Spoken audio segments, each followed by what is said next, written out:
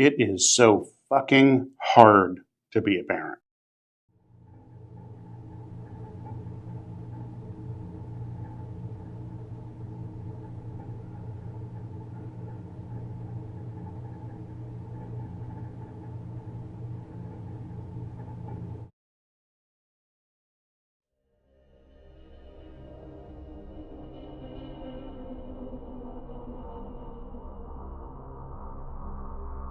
Eraserhead is a 1977 surrealist horror directed by the famously bonkers David Lynch, who had, you know what? Context is not going to help on this one.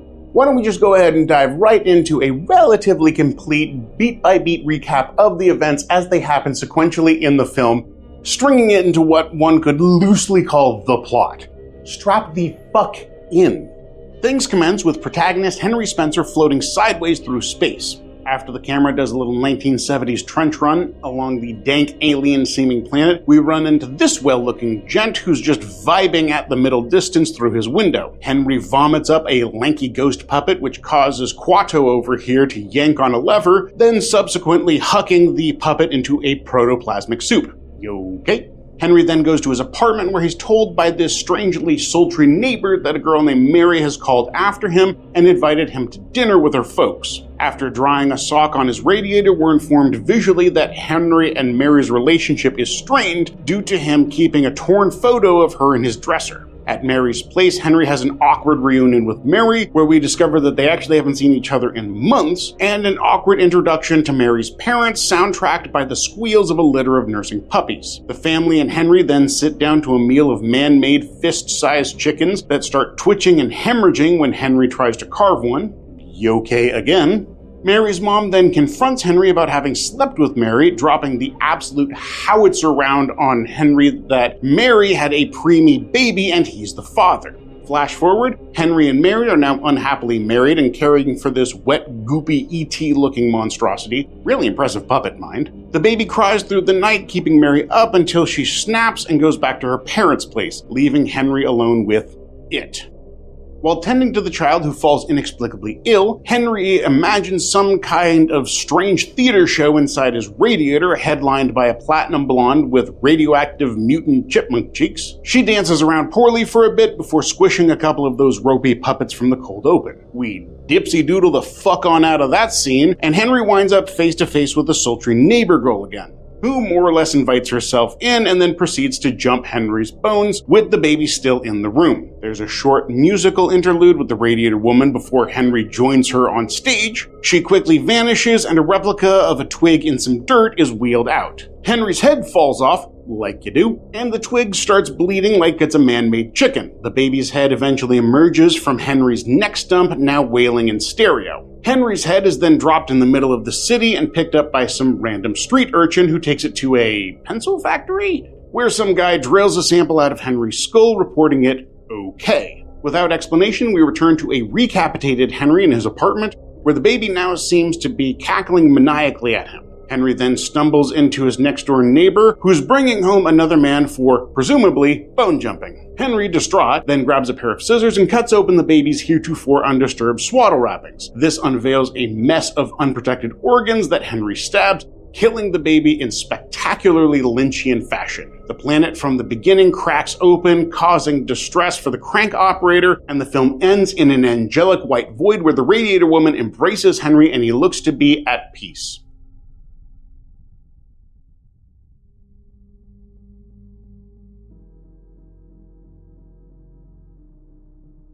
It's paternal anxiety. That is not subtext, it is just the thing the motion picture is about. In earnest, Eraserhead is not nearly as unparsable as its reputation precedes. Sure, it doesn't read as aggressively easily as a Marvel production does. You've got to do better, Senator. But the film outright refuses to let you engage with it verisimilitudinously, and it's nowhere near as dense as something like Mad God. Most of that's just time having passed. The film is creeping up on its 50th anniversary, and many of its successors have used it as a springboard, both in terms of the non-literal storytelling and, frankly, the gore effects as well. Basically, if you've engaged at all with Don't Hug Me, I'm Scared, you'll be pretty battle-hardened as an audience member when absorbing Lynch's opus. With that said, why don't we go ahead and try to decode some of the film's most neck-bending visuals to see if we can't understand a little bit more of what the movie is actually trying to say.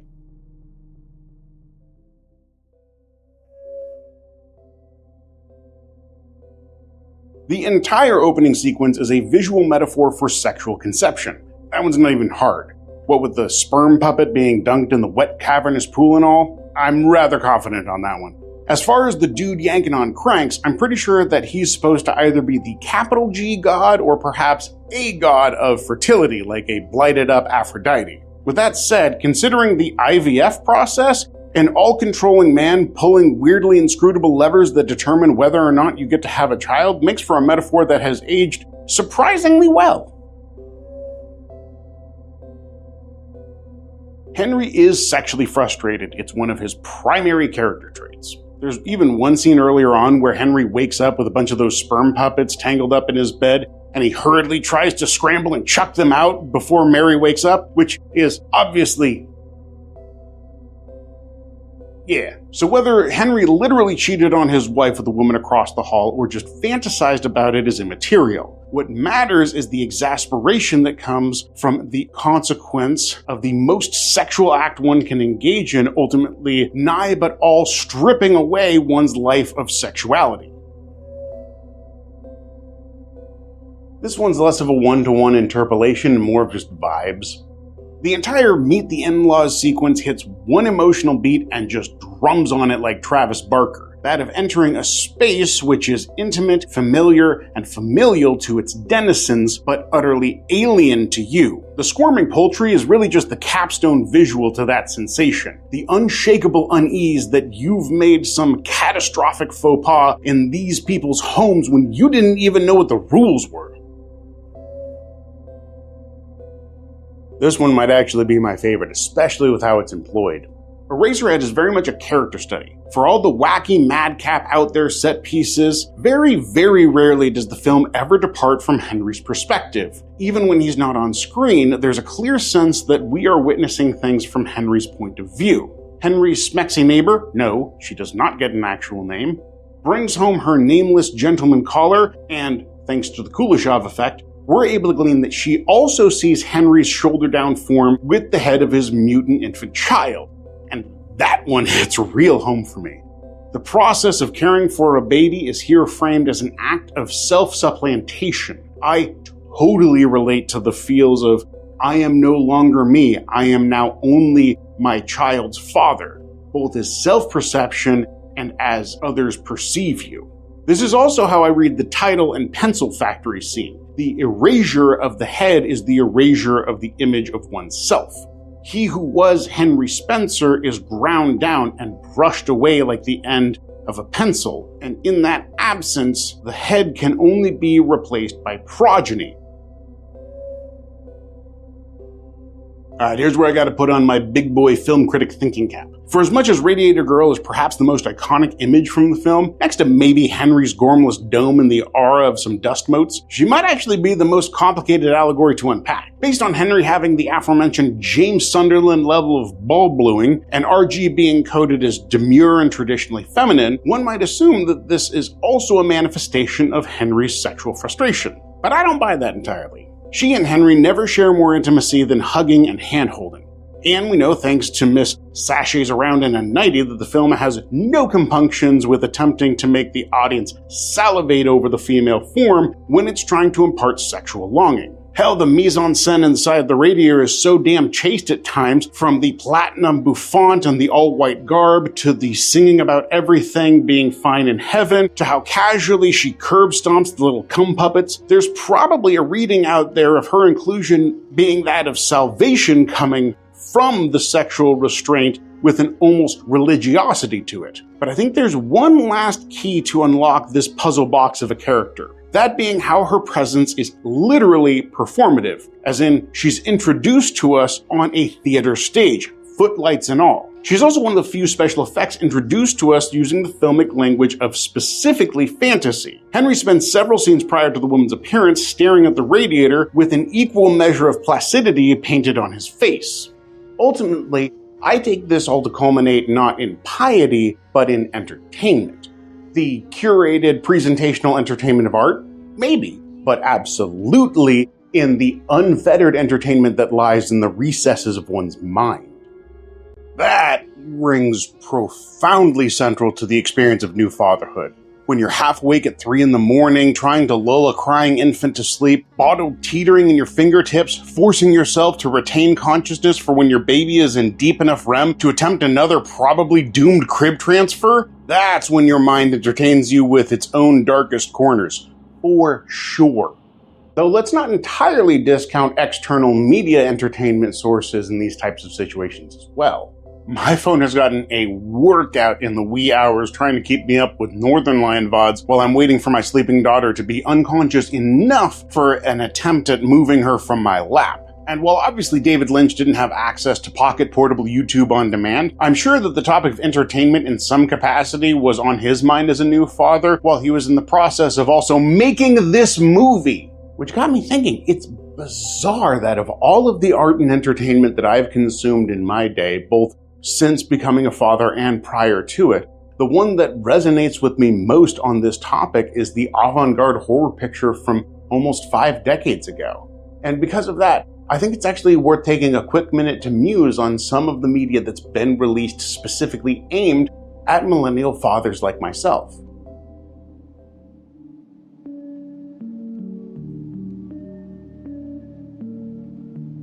Long gone are the stoic, best-knowing American patriarchs of the post-war yesteryear. So too are the bumbling, hapless sitcom dads that succeeded them. Today, it's certainly much more of a concerted effort to portray fatherhood as less of a flippant inevitability and more just a shit ton of work. The first and most obvious companion piece would be 2014's The Babadook, the maternal counterpoint to Eraserhead and offside progenitor of the contentiously named current era of elevated horror. And while there is a whole video essay's worth of comparing and contrasting just these two pictures, I really do feel like there's a different story about the horrors of specifically being the non-birthing parent to a new baby, and that's what I would like to more focus on.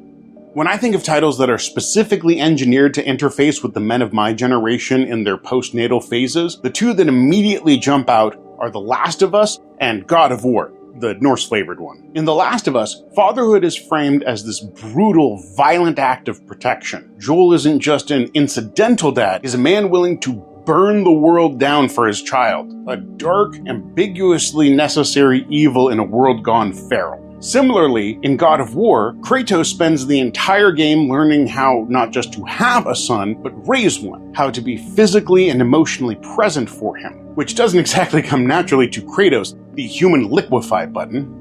But it's growth. Clearly, this is a character arc that's trudging slowly, but progressively nonetheless. Yet I feel some dissonance with each of these properties. Not that they perpetuate the toxic misconception that a father's role is measured in their capacity as capable violence doer. If anything, both commentate on this trope through their nuances. No, where they lose me is in the framing of the paternal bonding as instant, ultimate, and sacrosanct. Where Eraserhead ascends for me is in the framing of the father-child relationship as antagonistic. Not like Arthur Mordred levels of good guy, bad guy, but in a subtler push and pull between want and need, desire and responsibility, of self and erasure.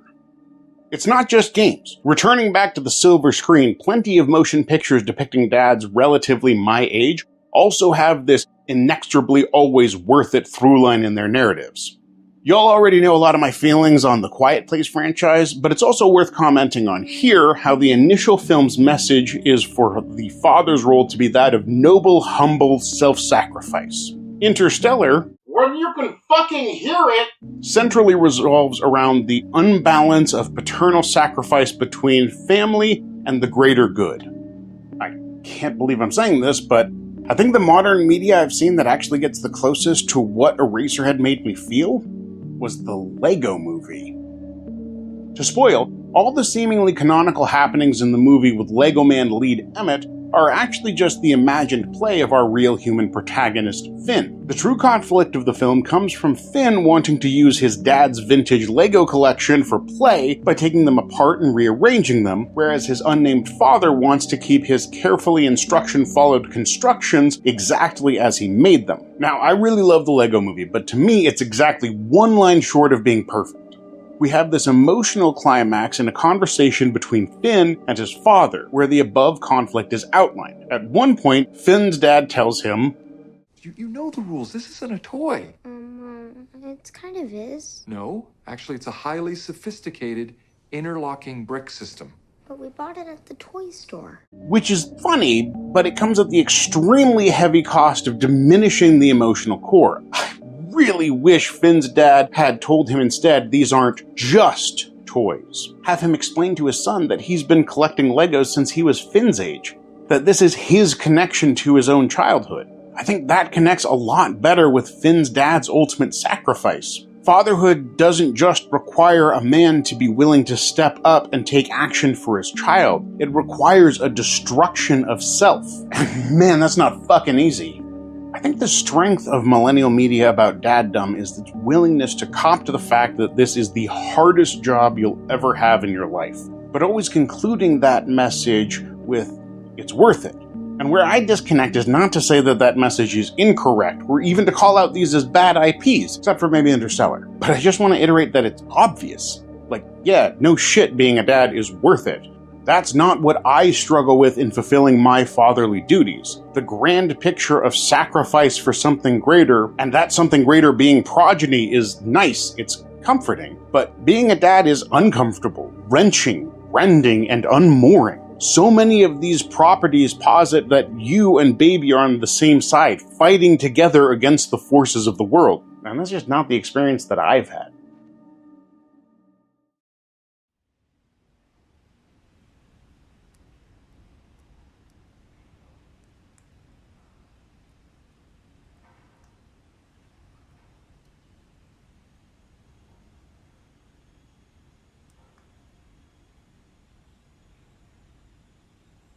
The word that I keep coming back to that best describes my experience with fatherhood is unfathomable. At no other point in my life have I felt such a dramatic DNA reshaping change.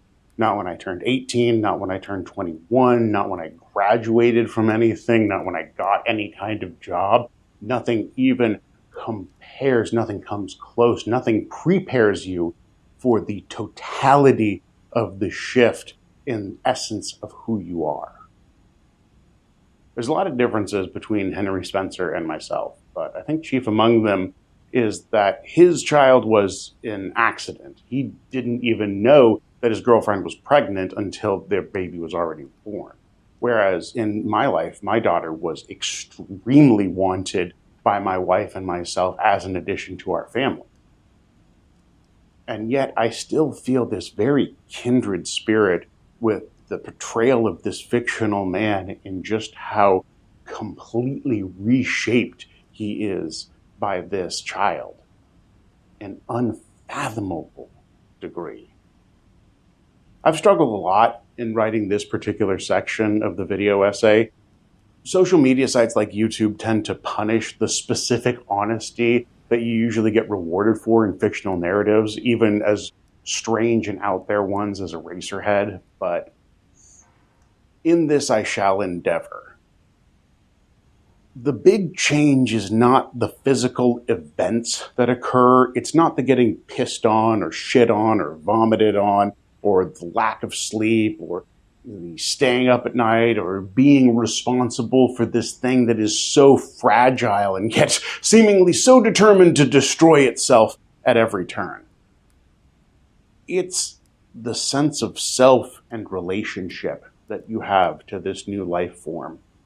Not only are you responsible for it, but you are responsible for your own demolition of self in order to facilitate its growth, in order to facilitate its existence. And you do so willingly because, of course, it's worth it. It's never a question of whether or not it's worth it. The question is, what else is there to you? How else do you exist? And in those darkest moments of fatherhood, the ones that I don't see talked about, you just don't. You stop existing. It's not a glorious process. It's not an honorable self-sacrifice. It just is. It's the way that you continue to exist even though the entirety of you has now been supplanted by your progeny. And the really hard part is that there can be an additional desire in there to take things even further. An unfathomable, breaking yearning to be erased.